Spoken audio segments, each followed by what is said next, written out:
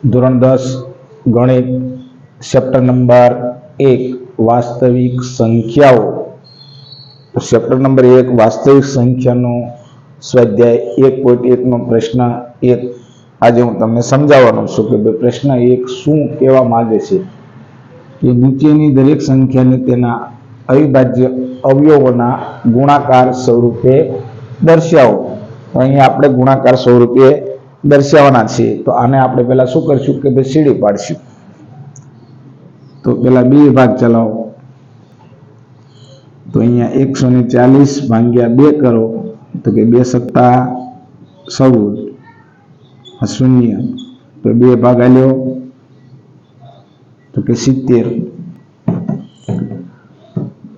70 ભાગ્યા 2 કરો તો 2 તેરી 6, 7 માં 6 જાય તો 1, અહીંયા 0, 2 પંચા 10, 0, 2 ભાગ આલ્યો.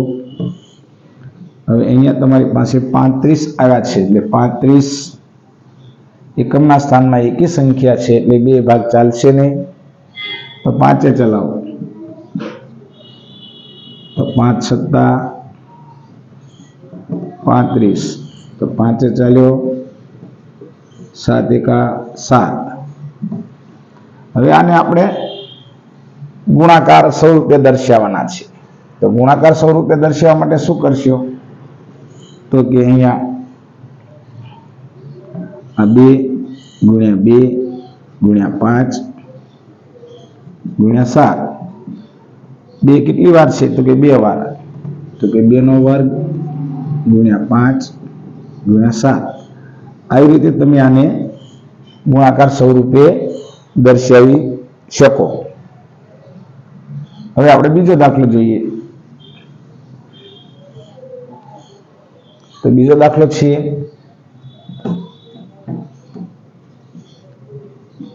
156.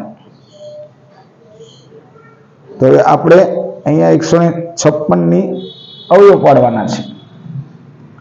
તો માની લો કે આ 156 છે, આના તમે અવયવ વૃક્ષ પાડવાનું છે એટલે સીડી પાડવી પડશે.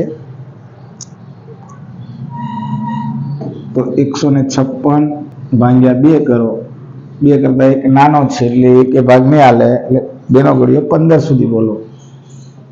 તો અહીંયા 2 સત્તા 14, 1 આવ્યો 0, 6, 2 અઠ્ઠા 16, 0 0 બરાબર છે. તો અહીંયા 78, અહીંયા 2,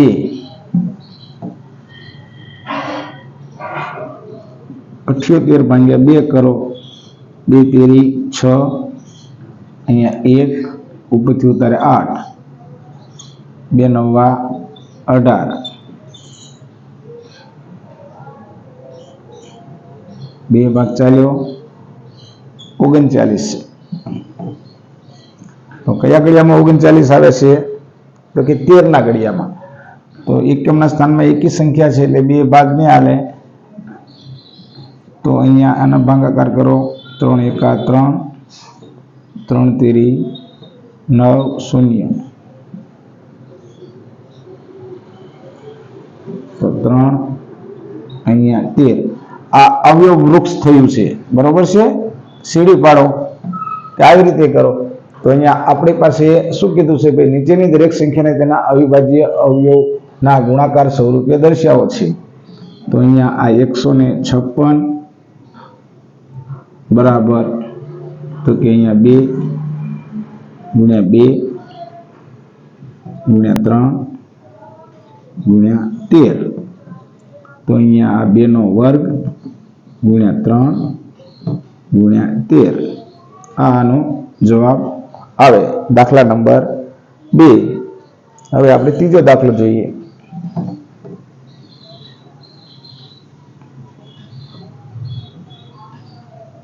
દાખલા નંબર 3 શું છે તમારી પાસે? 3825. તો અહીંયા 3825 નું આપણે અવયવ વૃક્ષ પાડવાનું છે. તો એકમના સ્થાનમાં એકી સંખ્યા છે એટલે 2 ભાગ ચાલશે નહીં. તો અહીંયા 3 ભાગ ચલાવી જો તો 38 25 ભાગ્યા 3 3 એકા 3 શૂન્ય 3 દુ 6 2 3 સત્તા 21 1 3 પંચા 15 શેષમાં શૂન્ય આવે તો ભાગ ચાલે નકર ભાગ ચાલે નહીં. તો અહીંયા 1275 ત્રણે ભાગ ચાલ્યો. હવે આનો ત્રણે ભાગ ચલાવો તો અહીંયા 3 ચોક 12 ઉપરથી ઉતારો 7 3 દુ 6 1 3 પંચા 15 તો ત્રણે ભાગ આલ્યો તો અહીંયા 3 425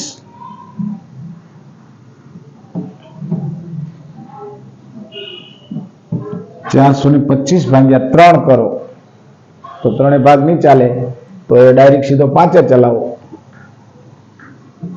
તો 5 કરતા 4 નાના છે એટલે બે સંખ્યા લ્યો તો 5 8 40 આ 2 આ 5 પચો 25 તો કેટલા ભાગ ચાલ્યો 5.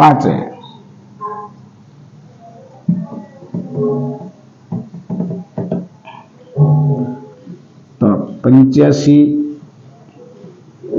તો અહીંયા 85 ભાગ્યા 5 કરો 5 એકા 5 3 5 સત્તા 35 5 ભાગ આલ્યો તો કે 17 પંચા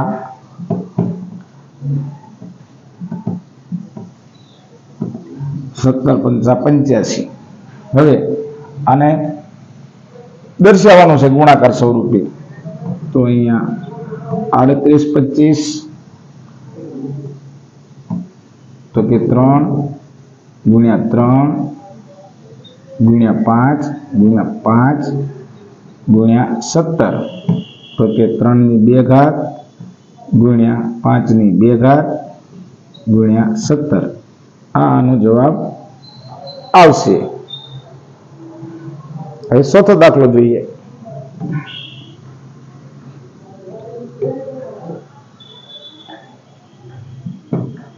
ચોથો દાખલો તમારી પાસે છે 5005.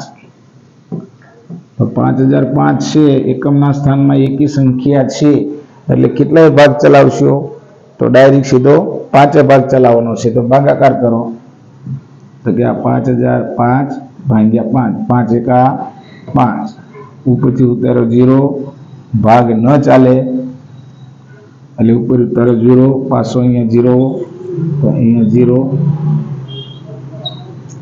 5 એકા 5 તો અહીંયા 5 અહીંયા તમારી પાસે 1001 આવશે. હવે 1001 આવ્યો છે એટલે 5 ભાગ નહીં ચાલે એટલે ડાયરેક્ટ સીધો 7 ચલાવો તો અહીંયા આ 1001 ભાગ્યા 7 કરો 7 એકા 7 10 કોલ્યો 10 માંથી 7 જાય તો અહીંયા 3 અહીંયા 0 ઉપરથી ઉતારો 0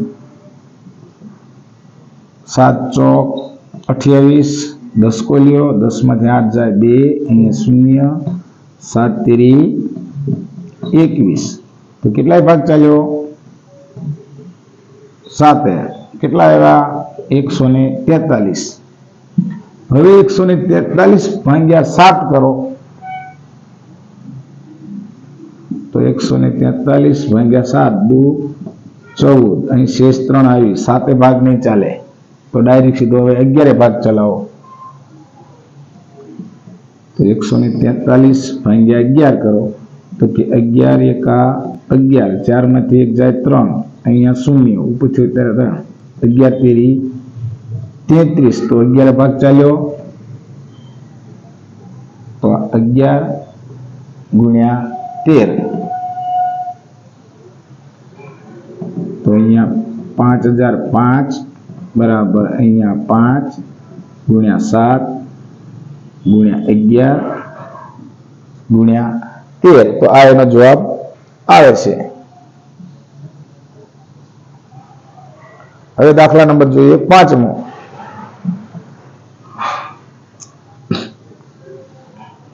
પાંચમો દાખલો શું છે કે 7429 છે, તો 7429.